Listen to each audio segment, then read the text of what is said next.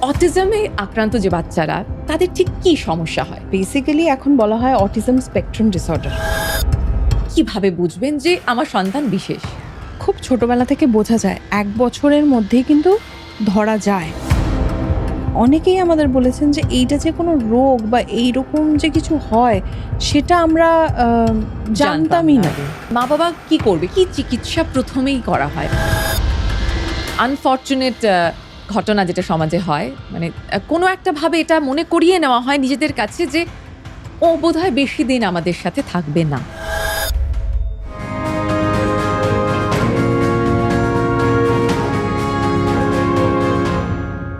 নমস্কার, health impact Bangla আপনাদের সকলকে স্বাগত জানাই। আপনাদের সঙ্গে আমি রেশমি। আপনারা জানেন যে আমাদের প্রত্যেকটা এপিসোডে আমরা চেষ্টা করি এমন এমন বিষয় নিয়ে আলোচনা করার যা জরুরি, যা সম্পর্কে আমরা এখনো অনেকটা জেনেছি কিন্তু আরো অনেক কিছু জানা বাকি রয়েছে। যেমন আজ আমরা কথা বলবো শিশুদের নিয়ে, সেই বাচ্চাদের নিয়ে যারা আমাদের কাছে খুব বিশেষ। একদমই ঠিক।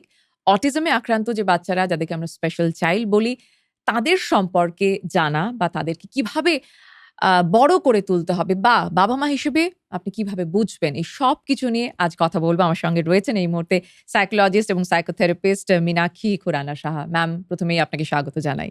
আর যেটা আমি শুরুতে বলছিলাম যে বিশেষ স্পেশাল চাইল্ড, বিশেষ বাচ্চাদের কথা যখন বলি, অটিজমে যে বাচ্চারা আক্রান্ত তাদের কথা যখন বলি, আমার এটা সবসময় মনে হয় যে বিভিন্ন লেখনীর মাধ্যমে, অনেক ফিল্মের মাধ্যমে বা ডকুমেন্টেশন এর মাধ্যমে আমরা অ্যাকচুয়ালি এই বাচ্চাদেরকে আরেকটু বোঝার চেষ্টা করি। কারণ সত্যি বোধহয় ওদেরকে আরো গভীরে গিয়ে বোঝার আমাদের দরকার রয়েছে। আ প্রথমেই আপনার কাছ থেকে জানতে চাই যে একটা তো মানে আমাদের একটা ভেগ ধারণা আছে তো অটিজম সম্পর্কে, সেটা আগে দূর করি। মানে অটিজমে আক্রান্ত যে বাচ্চারা তাদের ঠিক কি সমস্যা হয়? কেন এই বিষয়টা?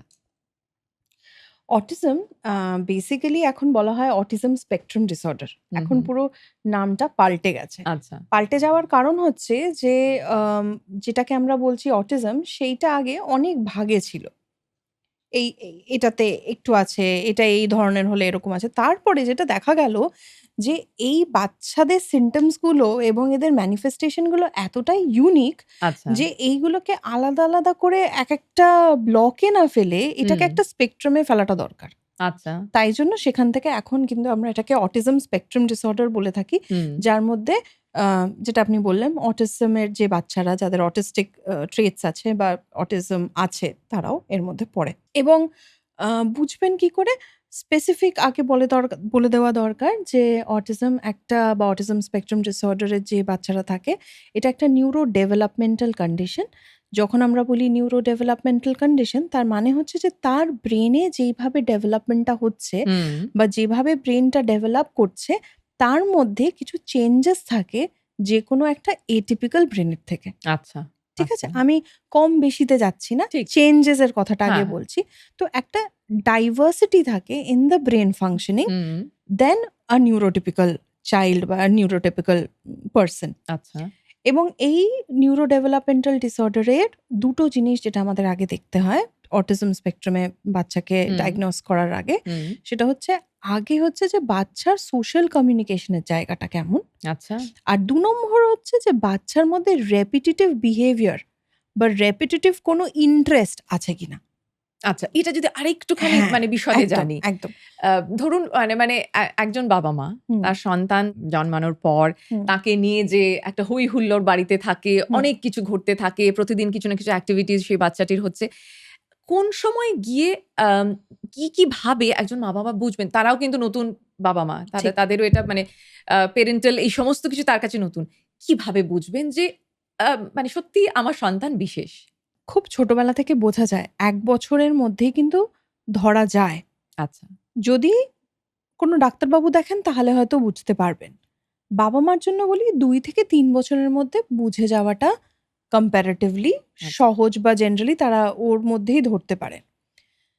যেগুলো দেখা যায় সেটা হচ্ছে খুব ছোটবেলাতেও একদম যখন বাচ্চা ভাবুন ক্রেডল এ তখনও বাচ্চা কোনো হ্যান্ড মুভমেন্ট করতে পারে। হ্যান্ড ম্যানারিজম বলা হয়। আচ্ছা, এমনভাবে হয়তো হাতটা দেখছে বা হাত নিয়ে খুব ইন্টারেস্টেড আচ্ছা। নিজের। হুম। হ্যাঁ, বেসিক একটা স্পেসিফিক বাবা-মার মনে হবে এটা বেশ মজার তো এটা কি করছে বাচ্চাটা? এই সারাক্ষণ নিজের হাত কি দেখে? আচ্ছা।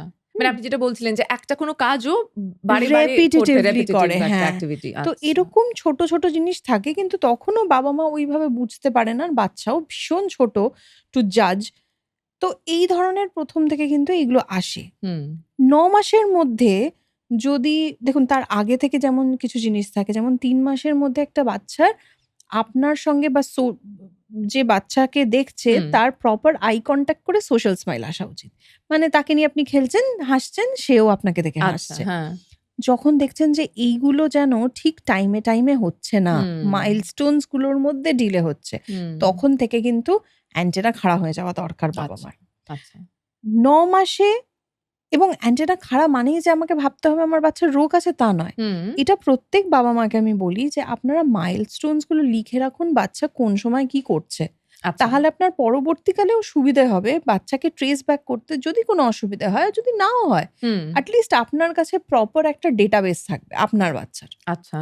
ওকে। মানে সেটা মানে প্রপারলি নোটেড হওয়াটা দরকার। একদম, একদম। যেমন ভাবুন ফর এক্সাম্পল ৯ মাসের একটি বাচ্চার জেনারেলি নিজের নাম চেনার কথা। হুম যে তাকে আপনি যেই নামেই ডাকেন না কেন, সেই নামটা ডাকলে সে আপনার দিকে ঘুরে তাকাবে, রেসপন্ড করবে, হুম হেসে রেসপন্ড করবে, হুম বা মাথাটা ঘুরে সে দেখলো হুম যেই ডিরেকশন থেকে আওয়াজটা আওয়াজটা আসছে যেদিক থেকে আসছে। আসছে। আচ্ছা। হুম? সেটা জেনারেলি দেখা যায় যে অটিজমের ক্ষেত্রে এগুলো আসতে চায় না। ওই এজের মধ্যে ডেভেলপ করে না। আচ্ছা আপনি হয়তো তাকে বারবার ডেকেই যাচ্ছেন, সে খুব একটা সাড়া দিচ্ছে না। আচ্ছা। বা খুব কখনো একটা সাড়া দিল। ১০ হুম বার ডাকলেন, হুম তার মধ্যে হয়তো ২ বার সাড়া দিল। হুম এটা থেকেও আপনি বুঝতে পারবেন যে সে কিন্তু এই যে বললাম আমি সোশ্যাল কমিউনিকেশন তো সবসময় কথা নয়। তার মধ্যে সোশ্যাল ইন্টারঅ্যাকশন এর একটা জায়গা থাকছে, মানে আমি মিশছি, আমি লোকের সঙ্গে তাকাচ্ছি, তার সঙ্গে ইনভলভড হচ্ছি, হুম ইন্টারঅ্যাক্ট করছি, এবং তার মধ্যে কমিউনিকেশন আসছে। কমিউনিকেশন মানেই যে সবসময় ল্যাঙ্গুয়েজ তা নয়। তাহলে প্রি ভার্বাল যে পার্টটা, নন কারেক্ট। ভার্বাল যে পার্টটা, হ্যাঁ, মানে এই যে আপনি যেটা বললেন যে ডাকলে পরে সাড়া দেওয়া। সাড়া দেওয়া, হাসা, বা বাই বাই করা, হাত হুম তুলে, হুম যেগুলো বাচ্চারা হুম করে, করে থাকে যেটা। সেইগুলো ১ বছরের মধ্যে যেমন একটি বাচ্চার বেসিক এই জেস্চারস গুলো আসার কথা, সেই জেস্চারস গুলো যেন প্রপারলি আসছে না। মানে যখনই এই জেস্চারস গুলো ডিলে হচ্ছে বাবা-মা সতর্ক হবেন। একদম, ১ নম্বর। একদম। আচ্ছা, এবারে হচ্ছে যে ধরলাম যে একটি আ বাচ্চা সে অবশ্যই সে বিশেষ স্পেশাল চাইল্ড আমাদের মধ্যে। তার চিকিৎসা মানে মা-বাবা কি করবে সেই সময় যখন তারা বুঝলেন যে কিছু একটা হয়তো সমস্যা রয়েছেন এবং যদি ডাক্তারবাবুরা মনে করেন যে হ্যাঁ, সত্যিই ও অটিজমে আক্রান্ত। হুম। কি চিকিৎসা ১ম এই করা হয়? এবং সেটা কোন বয়সে শুরু হয় চিকিৎসা? আম যত এখন যেটা লিডিং ডেটাস রিসার্চ যেটা বলছে সেটা হচ্ছে as early as possible. Early আইডেন্টিফিকেশনটা খুব ইম্পোর্টেন্ট। হুম, যদি আইডেন্টিফাই আপনি আর্লি করতে পারেন, তাহলে ওর ইন্টারভেনশনটাও আর্লি শুরু হবে। ঠিক। তাহলে ওকে হেল্পটাও আপনি তাড়াতাড়ি দিতে পারবেন। হুম, যখন বাচ্চা অলরেডি গ্রোয়িং স্টেজে, তখন যদি আপনি কিছু শেখান তাহলে বাচ্চা তাড়াতাড়ি শিখবে। তো তাই জন্য it is very important to start early. কিন্তু বুঝবেন কি করে? ১ম যদি আপনি দেখেন যে আপনার বাচ্চার এই ডিলেস গুলো হচ্ছে, আই কনট্যাক্ট করছে না, বাচ্চা সোশ্যাল স্মাইলটা দিচ্ছে না, আপনার সঙ্গে ইন্টারঅ্যাক্ট করছে না। আমরা যে মজার খেলাগুলো করি, হুম, একটা চোখ বন্ধ করে পিকাবু হুম। করছে না, বা সেগুলোতে খুব একটা ও ইন্টারঅ্যাক্ট ইন্টারেস্ট করে পাচ্ছে না। পাচ্ছে না। আচ্ছা। যখন আপনি দেখবেন যে এই ধরনের সমস্যা হচ্ছে, মোস্ট ইম্পোর্টেন্টলি এটার সঙ্গে বলে রাখি, স্পিচের কিন্তু একটা লম্বা লিঙ্ক আছে, এবং সেখানে দেখা যায় যে অনেক সময় স্পিচ ডিলেও হয়ে থাকে এই বাচ্চাদের। যেই বয়সে যতটা কথা বলা বা স্পিচ ডেভেলপমেন্ট হওয়া উচিত ততটা হচ্ছে না, হুম। বা হয়তো ১.৫-২ বছর অবধি হচ্ছিল, তারপরে হঠাৎ করে মনে হচ্ছে বাচ্চা বন্ধ করে দিয়েছে, বা সেগুলো ভুলে যাচ্ছে যেগুলো এতদিন ধরে শিখেছিল। আচ্ছা। মানে এটাও হয় যে ভুলে যাচ্ছে ওরা। একদম। এটাকে আমরা রিগ্রেশন বলে থাকি, এবং আচ্ছা। এটা কিন্তু একটা ইম্পোর্টেন্ট সাইন যে একটা সমস্যার দিকে বাচ্চা যাচ্ছে। হুম, ইন দ্যাট কেস যেটা ১ম করা উচিত সেটা হচ্ছে আপনি আপনার প্রাইমারি পিডিয়াট্রিশিয়ানকে দেখান। দেখে নিন যে ডেভেলপমেন্ট গুলো হুম, ঠিক আছে কিনা। হুম, তারপরে যদি প্রাইমারি পিডিয়াট্রিশিয়ান মনে করেন যে হ্যাঁ, এইবারে এটা দেখানো উচিত, হুম, আর ওয়েট করাটা ঠিক হবে না, তখন জেনারেলি তারা রেফার করে সাইকিয়াট্রিস্টদের কাছে বা মনোবিদের কাছে, এবং সেই ক্ষেত্রে তখন আমরা প্রপার অ্যাসেসমেন্ট করি। বিকজ এইগুলোর জন্য প্রপার টেস্টিং হয়। টেস্ট আচ্ছা। কথাটা আমরা ইউজ করি না, বিকজ এটা ব্লাড টেস্ট তো নয়। রাইট। এটা বিহেভিয়ার অ্যানালিসিস উপরে হয়। তাহলে আমরা সেই ধরনের সাইকোমেট্রিক বা অ্যাসেসমেন্টস গুলো করে থাকি। করে এবং সেটা সেই ছোট বয়সেই করা সম্ভব। একদম, একদম, আচ্ছা, একদম, আচ্ছা। একদম অ্যাজ আর্লি অ্যাজ বললাম তো 2 ইয়ার্স 3 ইয়ার্স আমরা করতে পারি। ম্যাডাম, যেটা আপনার কাছ থেকে জানতে চাইবো যে মানে যখনই মানে পরিবারে আমরা দেখি যে স্পেশাল চাইল্ড রয়েছে, তার বাবা-মাকে ভয়ানক দোষারোপের সম্মুখীন হতে হয়। বা পুরো পরিবারকে। তারাও মানে কিছুটা গুটিয়ে যান। সে সামান্য হয়তো অনেক সময় রিঅ্যাক্ট করতে দেরি করেন। তো এই সোশ্যাল ট্যাবুটাকে দূর করা তো খুব দরকার। মানে আমার মনে হয় এই কথাটাও হওয়া দরকার, ঠিক যেমন আজকে মানে অটিস্টিক বাচ্চাদের চিকিৎসা নিয়ে আমরা কথা বলছি। এই চিকিৎসাটা সামাজিক চিকিৎসার মধ্যে পড়ে। কেন ওইভাবে একটা পরিবারকেই সেটার জন্য দায়ী করা হয়? এটা কেন? খুব ইম্পোর্টেন্ট প্রশ্ন। এবার দেখুন সেইটার কারণ একটা তো হচ্ছে যে ল্যাক অফ এডুকেশন বা অ্যাওয়ারনেস হুম। এই রোগের সম্বন্ধে বা এই কন্ডিশনের সম্বন্ধে। যখন আমাদের কাছে এরকম বাবা-মারা আসেন বাচ্চাদের নিয়ে, অনেকেই আমাদের বলেছেন যে এইটা যে কোনো রোগ বা এইরকম যে কিছু হয় সেটা আমরা আ জানতাম জানতামই না না। আগে। তো এই ল্যাক অফ অ্যাওয়ারনেস কিন্তু একটা খুব ইম্পোর্টেন্ট ফ্যাক্টর। কেন কি তার আগে অবধি কিন্তু লোকজন যখনই এই ধরনের সিচুয়েশন হতো, তারাও কিন্তু কিছু একটা নাম দিতেন সেটাকে। কিন্তু সেটাকে অটিজম হয়তো বলে চিনতেন সেই। না। তখন আইদার তারা ভাবতেন যে এর দ্বারা কিছু হবে না। আরে এ তো বোকা। আরে একে তাড়াতাড়ি বিয়ে দিয়ে দাও। এ তো মিশতে পারে না। এ বন্ধু বানাতে পারে না। এইসব ঠিক। বলে তারা চালিয়ে দিয়েছে। হুম। এখন যেটাকে আমরা মেডিকেল সায়েন্স অনেক এখন অ্যাওয়ারনেস প্রোগ্রামস এসে গেছে।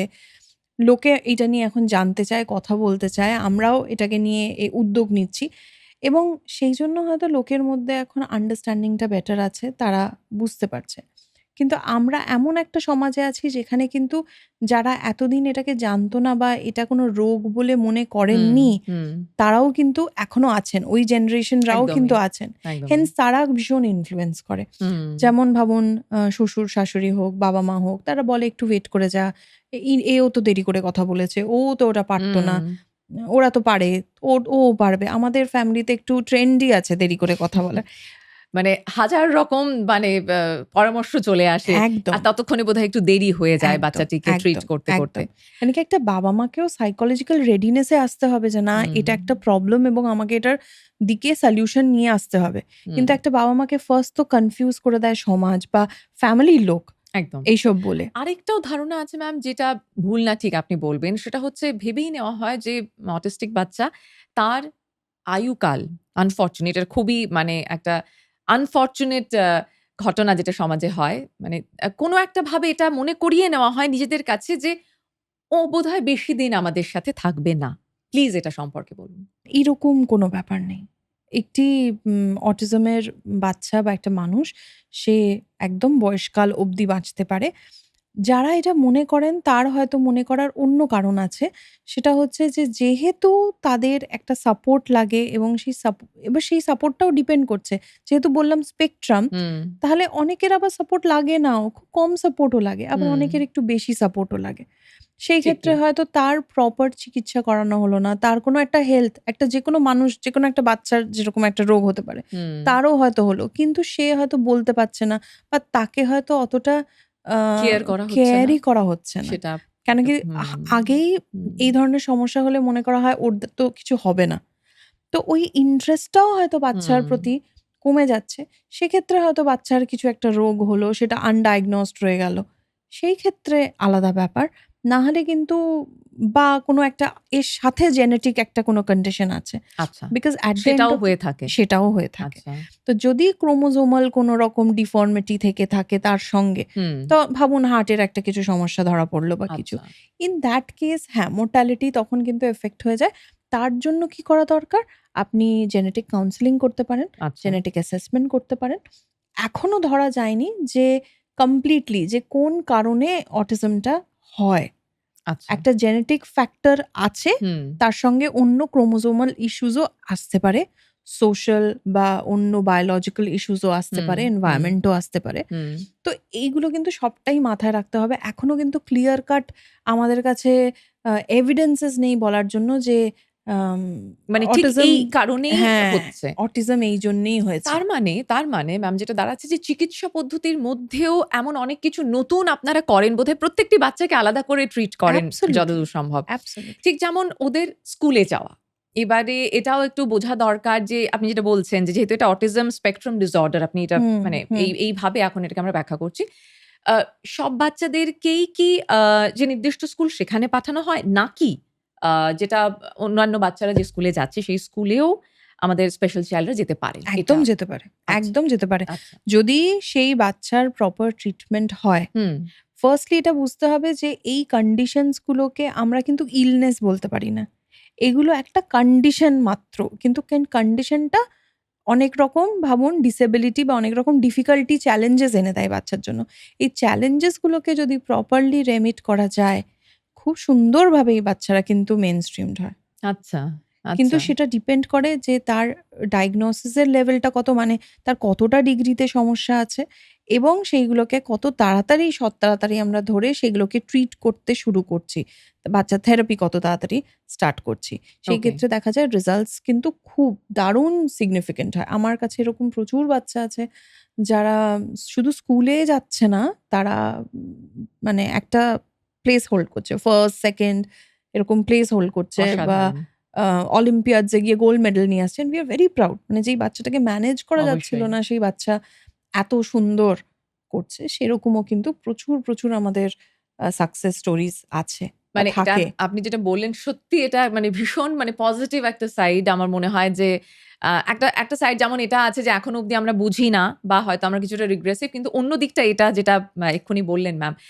এবারে আমি বলি যে বাচ্চাদের কে বোঝাটা মানে আমি বলছি মা-বাবা তো ডেফিনিটলি বুঝবেন। কিন্তু তার পরবর্তীতে আরো অনেকের বুঝতে হবে। যেমন স্কুলকে বুঝতে হবে।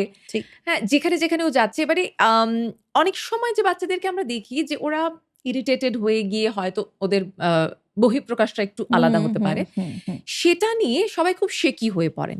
এই পার্টটা কি একটু আমার মনে হয় আমাদের বোঝা দরকার এবং আমি বলছি এই বাচ্চাদেরকেও বোঝা দরকার।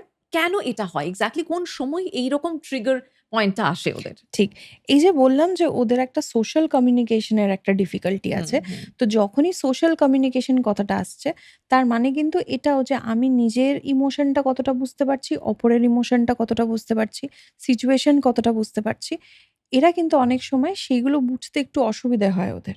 আচ্ছা, আচ্ছা। এবং সেই জন্যেই অনেক সময় আপনি দেখবেন যেই সিচুয়েশন এ এতটা রিঅ্যাক্ট করার কথা নয়, সেটা সে করে ফেলল। তার ছোট একটা জিনিসে কিন্তু হয়তো ভীষণ ট্রিগার্ড হয়ে গেল এবং সেখান থেকে বাচ্চা ভীষণ কাঁদছে। আপনার মনে হলো হুম, বাবা কিছুই তো হলো না, এটাই তো শুধু, এটাতে এত মন খারাপ করার কি হুম, আছে? হুম। কিন্তু তার কাছে একটা ওই ইমোশনটা যে আমরা ধরে রাখি বা সেটাকে যে ম্যানেজ করি, ওই স্কিলস গুলোই তো অভাব থাকে। এটাই তো কন্ডিশনটা। হেন্স একটা মেল্টডাউন হয়ে গেল। ভীষণ ঠিকই। হাত পা ছড়িয়ে সে হয়তো মাঝপথে কাঁদতে শুরু করলো। হু, হু মানে বিশাল জোরে হুম, কাঁদতে শুরু করলো। হুম। তো এইটা বুঝে এই এমপ্যাথিটা রাখা, তার কোন জিনিসে এই ডিফিকাল্টি গুলো আছে সেইটা বোঝা এবং সোসাইটিকে প্রপারলি কিউরেট করা যে তারাও কিন্তু একটা ভালো অংশ, মানে ভালো মানে একটা নিশ্চয়ই। Important percentage of our society. সেখান থেকে তাদের জন্য যেটা দরকার সেটা যোগাযোগ বা সেটা আনা বা করা। হুম। যেমন ভাবুন এখন অনেক বিল্ডিং এ আমরা দেখতে পাচ্ছি যে একটা এরকম একটা ঢালু মতো করে র‍্যাম্প দেওয়া, থাকছে ট্রাম্প করে দেওয়া হচ্ছে। বাচ্চাদের জন্য বা বা যাদের অসুবিধা যাদের আছে অসুবিধে হুইল তাদের চেয়ার জন্য। একদম, বাউন্ড। তো একদম। তাহলে এই আন্ডারস্ট্যান্ডিংটা যখন আমরা একটা ফিজিক্যাল ডিসেবিলিটির জন্য ভাবতে পারছি, যেহেতু ওদের ফিজিক্যাল পার্টটা এরকম ভাবে বোঝা যায় না, হুম, তাই জন্য অনেক সময় হয়তো আমরা আনঅ্যাওয়্যার থেকে যাচ্ছি। তো আমরা যদি একটুখানি ওপেন থাকি যে এটাও একটা কন্ডিশন, এটাও হতে পারে। এই সিচুয়েশন এ তাদের মেল্টডাউন হতেই পারে। হুম। আমাকে সেখানে কোনো রকম টিপ্পনি কাটার দরকার নেই বা যেই প্যারেন্ট অলরেডি স্ট্রাগল করছে তাকে আরো একেবারে, ২-৪ টে বাজে কথা একেবারে। না বলে তাকে যদি আমি হেল্প করতে পারি, করি। হুম, হুম, অনেক সময় হয় যে বাচ্চারা এমন করছে হয়তো পুরো এরকম জটলা দাঁড়িয়ে পড়লো হুম, চারদিকে। হুম, লোকে এবার হুম। দেখছে মজা। সেইগুলো না করে যতটা নরমালাইজ করা যায়, দেখা যায় যে আ বাচ্চাদের মধ্যে কিন্তু আন্ডারস্ট্যান্ডিংটা মানে তারাও কিন্তু নিজেকে কাম ডাউন করতে পারছে। অ্যাজ আই সেড যে ওরা ইজিলি ট্রিগার্ড হয়। তার মানে কিন্তু এটাও ধরতে হবে যে আপনি যত ওর চারদিকে ঝামেলা পাকাবেন, ও কিন্তু আরো ভয় পেয়ে আরো বেশি ও হাত পা ছুড়বে। আরো সে কি হয়ে আরো সে যাচ্ছে। কি হয়ে যাবে। অতএব মানে এই বাচ্চারা যেকোনো বাচ্চাই অবশ্য আর যেহেতু ওরা বিশেষ আমাদের কাছে, তাই ওদেরকে দেখার যে আমাদের চোখ বা ওদেরকে যত্ন করাটা আরেকটু বেশি আরো গভীরে গিয়ে করাটা এটা বোধহয় মানে একদম। এই মানে বাবা-মাদের পরামর্শ কি সেটাই থাকবে? আমি জানি ওনাদের অনেক ধৈর্য লাগে এই বাচ্চাদের বড় করতে। আ তাও আমি চাইব যে আপনি বলুন যে আ বিশেষ সন্তানদেরকে আরো বিশেষ কিভাবে করে তুলতে পারেন ওনারা? দেখুন ফার্স্ট যেটা আমি বলব সেটা হচ্ছে আম প্রত্যেকটা মানুষ কিন্তু নিজের সেট অফ কিছু জিনিস নিয়ে জন্মায়। হুম, সেটা আপনার বাচ্চা যেমন ভাবুন কারোর বাচ্চা খুব লম্বা। কারোর বাচ্চার হয়তো একটু ছোট ছোটখাটো, সাইজে। তো আমরা তো সেটা অ্যাকসেপ্ট করে নিচ্ছি। আমার বাচ্চার এইটাতে ইন্টারেস্ট আছে, ওটাতে ইন্টারেস্ট নেই। সেটা তো আমরা অ্যাকসেপ্ট করে নিচ্ছি। ঠিকই। তাহলে ১ম যেটা দাঁড়াতে হবে যে আমার সন্তান যেমন আমি সেরকমভাবে ১ম এ অ্যাকসেপ্ট করব। হুম, আমি যদি ১ম এই মনে করি এটা আমার কেন এলো বা আমি সেটাকে কম্পেয়ার করতে শুরু করি, তাহলেই কিন্তু প্রবলেম দাঁড়াতে শুরু করবে। আমাকে বুঝতে হবে আমার বাচ্চার এই স্পেসিফিক নিড আছে। আমার বাবা-মা হিসেবে কর্তব্য হচ্ছে ওই স্পেসিফিক নিড গুলো বাচ্চার ফুলফিল করা। তাহলে রাইট। কিন্তু যেকোনো বাচ্চা ফ্লারিশ করে, যেকোনো বাচ্চা থ্রাইভ করে এবং একদমই। there are evidences হুম, যে সেটা হয় এবং এটাও বলতে হবে যে অটিজমে কিন্তু যেহেতু এটা ডিফারেন্স ইন ব্রেন, হুম, বারবার আমি বলছি, হুম। যেমন কিছু ওদের ডিফিকাল্টি থাকে তেমন কিন্তু কিছু স্ট্রেংথস ও থাকে। এক্সেলও করেন সেজন্য এক্সেলও ওরা। করে তাই না? একদমই। কিছু জিনিসে অসাধারণ কিন্তু তাদের স্কিলস থাকে। সেই স্কিল সেট বুঝে যদি আপনি তাকে হেল্প করতে পারেন, তাকে কিন্তু অন্য দিকেও আপনি দারুণভাবে তাকে গ্রো করাতে পারবেন। তো এটা একদমই। পুরোটাই মানসিকতার ব্যাপার। আর এই স্বপ্নটাই আমরা দেখতে চাই। আজকে ম্যামের সাথে কথা বলে আমার যেটা মনে হচ্ছে যে অফকোর্স আমাদের নিজেদেরকে শিক্ষিত করা খুব দরকার। অটিজম নিয়ে, অটিস্টিক বাচ্চাদের সম্পর্কে কিভাবে বুঝতে হবে। তারপরেও আপনাদের অনেক প্রশ্ন থাকবে। খুব স্বাভাবিক। সেই প্রশ্নগুলো আপনারা কমেন্টে লিখবেন। আবারও এরকম কোনো এপিসোডে ম্যামকে পাবো। আবার এই নিয়ে আলোচনা করব। আরেকটু বেশি করে আমরা শিক্ষিত হব। আর অবশ্যই মানে হেলথ ইমপ্যাক্ট বাংলা আপনি জানেন যে আমরা এইরকমই বিভিন্ন বিষয় আপনার সামনে আনি, চেষ্টা করি নিজেরা সচেতন হতে। আর তার জন্য অফকোর্স চাইবো যে আপনারা সাবস্ক্রাইবও করবেন, শেয়ার করবেন, এই চ্যানেল সম্পর্কে জানবেন এবং অন্যকে জানাবেন। ম্যামকে আরো একবার অনেক ধন্যবাদ আমাদের সাথে থাকার জন্য। দেখা হচ্ছে পরের এপিসোডে।